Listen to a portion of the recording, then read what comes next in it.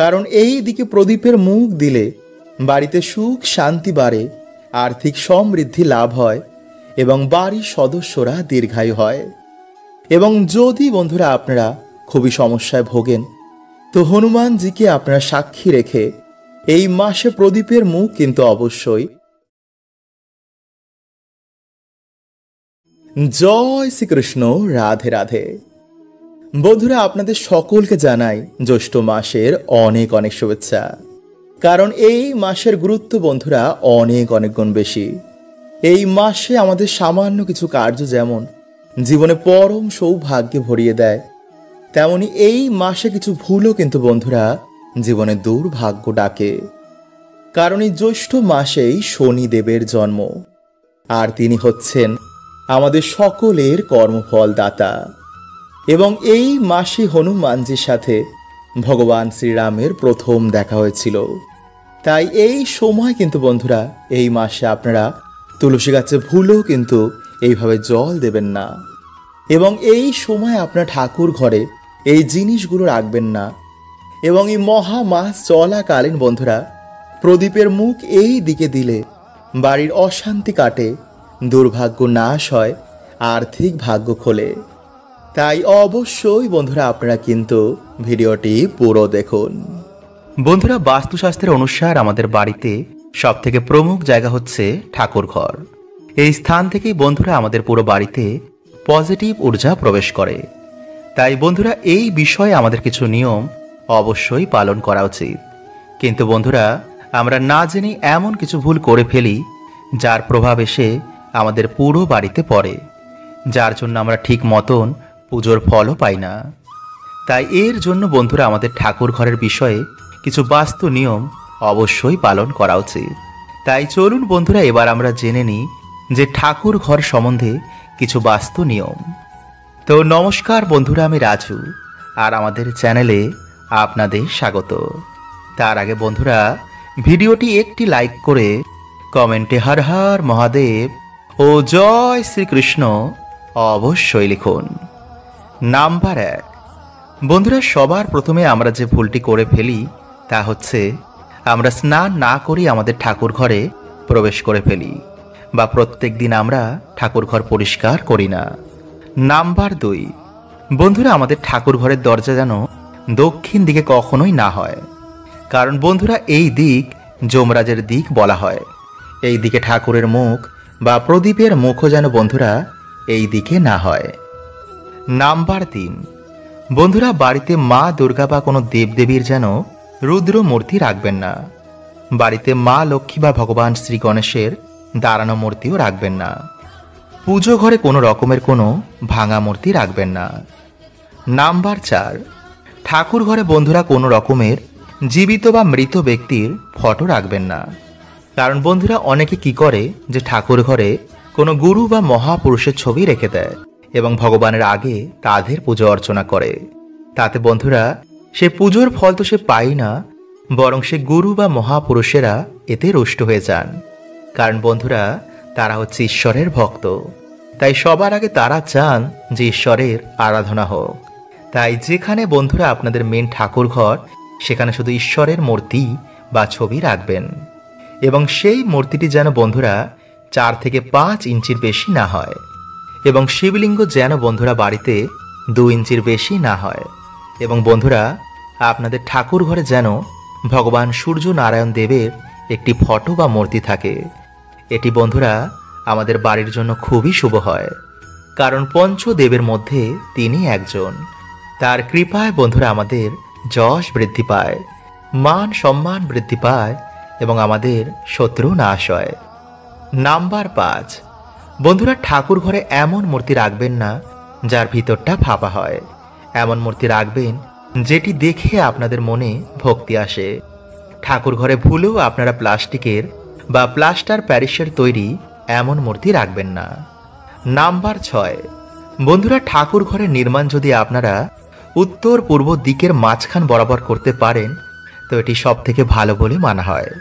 এবং বন্ধুরা রান্নাঘর এবং বাথরুম থেকে যেন আপনাদের ঠাকুর ঘর একটু দূরে থাকে। নাম্বার 7, বন্ধুরা আমরা অনেক সময় পুজো করার সময় যে দেশলাই কাঠিটি দিয়ে আমরা ধূপ বা ধুনো ধরাই সেই কাঠিটি আমরা সেই ঠাকুর ঘরে ফেলে রেখে চলে আসি বা মন্দিরে ফেলে রেখে চলে আসি। এমনকি পুজোর সব জিনিস আমরা ঠিকমতো না গুছিয়েই আমরা বাড়িতে চলে আসি। ভগবানকে যে মালাটা আমরা পরাই পরের দিন আমরা জলে না দিয়ে তা আমরা সেখানেই রেখে দিই। বা অনেকে লাইটার ব্যবহার করে এই ধূপ বা ধুনো ধরানোর জন্য। অনেকে আবার দেশলাই বা পুজোর সমস্ত সামগ্রী খোলাই রেখে দেয়। কিন্তু বন্ধুরা, এগুলো মোটেও উচিত নয়। কারণ বন্ধুরা, আমাদের বাড়ির সব থেকে পবিত্র জায়গা হচ্ছে এই ঠাকুর ঘর।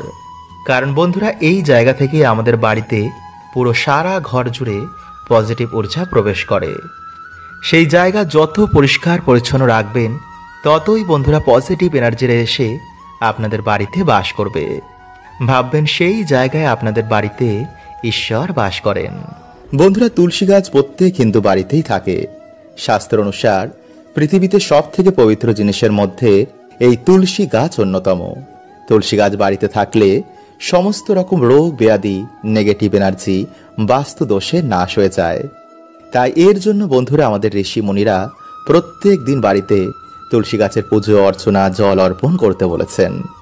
রোজ যদি কোনো ব্যক্তি তুলসী গাছের পাতা ভগবানের প্রসাদ হিসাবে গ্রহণ করে তো সেই ব্যক্তি বিভিন্ন রকম রোগ ব্যাধি থেকে দূরে সরে যায়। কিন্তু শাস্ত্র বলছে বন্ধুরা যে তুলসী গাছ বাড়িতে লাগানোর সময় বা জল অর্পণ করার সময় আমাদের কিছু নিয়ম মানা উচিত। নইলে বন্ধুরা লাভের থেকে লোকসানই বেশি হয়। আর দুঃখের বিষয় বন্ধুরা, যে কলিযুগে বেশিরভাগ মানুষই বাড়িতে এই ভুলগুলোই করছে। আর তার ফলে বন্ধুরা তারা জেনে না জেনে বাড়িতে সুফলের জায়গায় কুফলই পাচ্ছে। তাই বন্ধুরা আজকের এই ভিডিওতে আপনাদের জানাবো যে তুলসী গাছ নিয়ে কিছু বাস্তু নিয়ম যা আপনাদের প্রত্যেকের কিন্তু জানা প্রয়োজন। তাই ভিডিওটি কিন্তু বন্ধুরা আপনারা অবশ্যই পুরো দেখুন এবং ভিডিওটি বন্ধুরা আপনারা একটি লাইক করে কমেন্টে হর হর মহাদেব ও জয় শ্রীকৃষ্ণ অবশ্যই লিখুন। বন্ধুরা, তুলসী গাছ আমাদের বাড়িতে কখনো দক্ষিণ দিকে লাগাতে নেই এবং বাড়িতে উত্তর দিকে তুলসী গাছ লাগানো সর্বশ্রেষ্ঠ। সকালে স্নান করে তুলসী গাছের পরিক্রমা করায় মানুষের দুর্ভাগ্যের নাশ হয়ে যায় এবং সন্ধেবেলায় তুলসী গাছের গোড়ায় একটি প্রদীপ জ্বালালে বাড়িতে সুখ শান্তি বজায় থাকে। কিন্তু ভুলেও বন্ধুরা আপনারা সন্ধেবেলায় তুলসী গাছের পাতা ভুলেও ছিঁড়বেন না এবং তুলসী গাছের পাতা আপনারা নখ দিয়ে ছিঁড়বেন না। পাতাটিকে 2 আঙ্গুলের মাঝে রেখে তারপর ছিঁড়ে ফেলুন। ভগবান বিষ্ণু বা তার অবতারদেরই আপনারা তুলসী পাতা অর্পণ করবেন। কিন্তু ভুলেও আপনারা ভগবান শিব, মা দুর্গা বা ভগবান শ্রী গণেশকে কিন্তু একদমই তুলসী পাতা দেবেন না। এছাড়া তুলসী পাতা বন্ধুরা কিন্তু কখনো বাসি হয় না। তাই আপনারা ভগবানের পুজোয় পুরনো তুলসী পাতাও দিতে পারেন। কিন্তু ভুলেও বন্ধুরা আপনারা তুলসী গাছ মাটিতে লাগাবেন না। সর্বদা গামলা বা কোনো পাত্রে বা তুলসী মঞ্চের মধ্যেই লাগাবেন।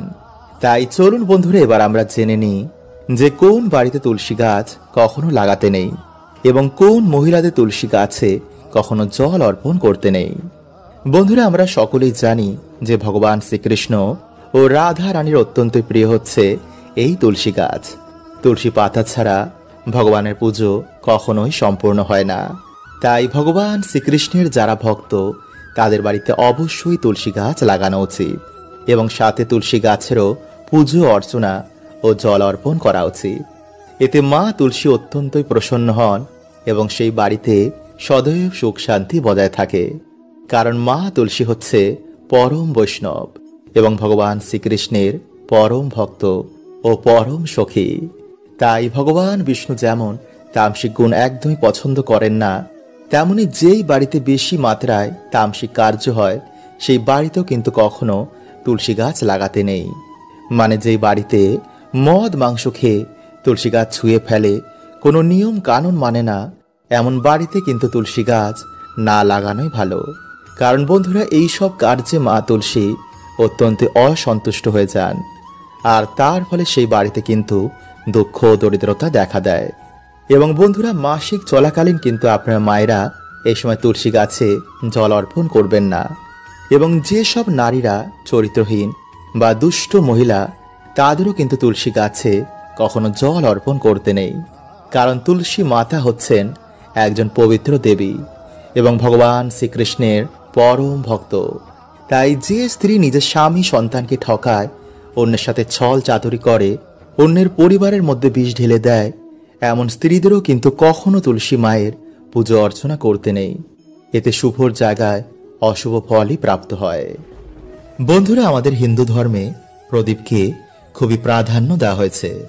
সাথে বলা হয়েছে যে প্রদীপ ধরানোর কিছু আমাদের নিয়ম পালন করা উচিত।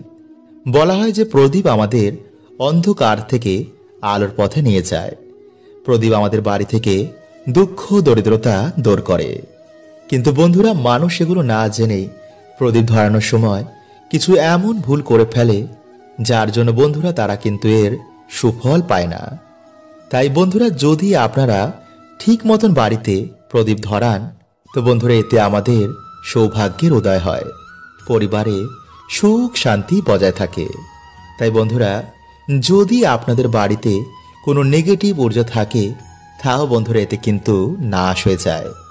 তাই চলুন বন্ধুরা, এবার আমরা জেনে নিই যে প্রদীপ ধরানোর কিছু গুরুত্বপূর্ণ নিয়ম এবং প্রদীপ থেকে প্রাপ্ত হওয়া কিছু শুভ এবং অশুভ সংকেত। নাম্বার 1, বন্ধুরা, প্রদীপ ধরানোর সব থেকে শুভ সময় হচ্ছে ভোর 5টা থেকে সকাল 10টা এবং বিকেল 5টা থেকে সন্ধ্যে 7টার মধ্যে। সন্ধ্যেবেলায় বন্ধুরা তুলসী গাছের গোড়ায় এবং বাড়িতে বন্ধুরা একটি যদি প্রদীপ ধরানো যায়, তো বন্ধুরা এতে কিন্তু মানুষের দুর্ভাগ্যে নাশ হয়। যখন বন্ধুরা প্রদীপের আলো ঠাকুরের মূর্তিতে ঠেকে প্রতিফলিত হয়ে আমাদের শরীরে এসে পড়ে, তখন বন্ধুরা সেই তেজ আমাদের দুর্ভাগ্যে নাশ করে দেয়। সাথে বাড়িতে এবং শরীরের বিভিন্ন জীবাণু এতে নাশ হয়ে যায়। নাম্বার 2, বন্ধুরা বাড়িতে আপনারা কখনোই কিন্তু ভাঙা প্রদীপ জ্বালাবেন না। যখন আপনারা মনোবাসনা বলবেন, তখন অবশ্যই বন্ধুরা আপনারা কিন্তু তেলের প্রদীপই ভগবানকে অর্পণ করবেন। এবং একটি জিনিস বন্ধুরা আপনারা খেয়াল রাখবেন, যেন পুজো করার সময় কখনোই আপনাদের প্রদীপটি নিভে না যায়।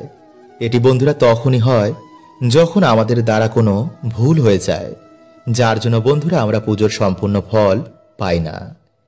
নাম্বার 3, বন্ধুরা কখনোই আপনারা প্রদীপটিকে কিন্তু মাটিতে ঠেকিয়ে রাখবেন না। একটি প্রদীপ থেকে বন্ধুরা আপনারা কিন্তু কখনোই অন্য প্রদীপ ধরাবেন না। বাড়ির দক্ষিণ দিকে আপনারা কিন্তু কখনোই প্রদীপের শিখা দেবেন না, কারণ বন্ধুরা এই দিকটি হচ্ছে যমরাজের দিক। এই দিকে তখনই প্রদীপ ধরানো হয় যখন আমাদের বাড়িতে কেউ মারা যায়। নাম্বার 4, বন্ধুরা পুজো করার সময় হঠাৎই যদি আপনাদের বাড়িতে প্রদীপের আলো বেড়ে যায়, তো বন্ধুরা এটি আমাদের বাড়িতে সুখ শান্তি আগমন হওয়ার আমাদের সংকেত দেয়। কিন্তু যদি বন্ধুরা আমাদের বাড়িতে প্রদীপের আলো হঠাৎ করেই বিনা কারণে নিভে যায়, তো বন্ধুরা এটি আমাদের বাড়িতে অশুভ কিছু ঘটার বা দুঃখ দরিদ্রতা আসার সংকেত দেয়। তাই শাস্ত্র অনুসার বন্ধুরা সর্বদা পূর্ব বা উত্তর দিকেই কিন্তু আমাদের প্রদীপের মুখ বা শিখা দেওয়া উচিত। কারণ এই দিকে প্রদীপের মুখ দিলে বাড়িতে সুখ শান্তি বাড়ে, আর্থিক সমৃদ্ধি লাভ হয় এবং বাড়ির সদস্যরা দীর্ঘায়ু হয়।